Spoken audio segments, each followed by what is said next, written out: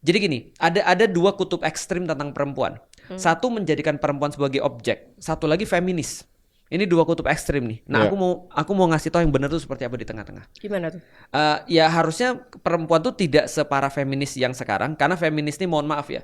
Feminis 1.0 itu adalah we have to be equal with men. 2.0 feminisnya adalah mereka bilang we don't need men atau men hating ideology.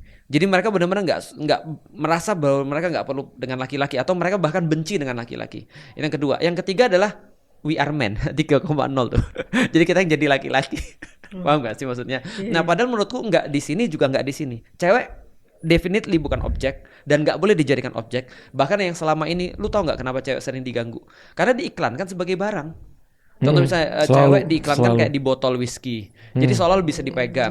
Lalu kemudian dijadiin cuma kayak barang, dijadiin cuma kayak apa ya, dipakai doang dan segala macam. Nah, itu nggak suka tuh. Tapi yang di sini juga nggak suka juga. Nah, bagaimana kemudian Islam memosisikan perempuan itu mulia banget. Gitu. Nah, itu yang aku pengen atur. Konteks statement itu pas awal-awal. Jadi gini, untuk kita ngertiin sebuah konten secara holistik, kita harus ngerti konteksnya. Konteksnya waktu itu tuh sebenarnya menurut gua bagus. Karena ada banyak netizen, kritik-kritik dan lain-lain. Gimana cara bikin cewek tuh nggak masukin ke hati hate itu.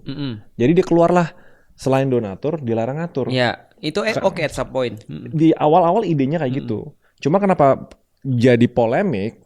Lama-lama tuh ditarik ke transaksional. Ide yang lebih ekstrim, sampai kayak it's all about money.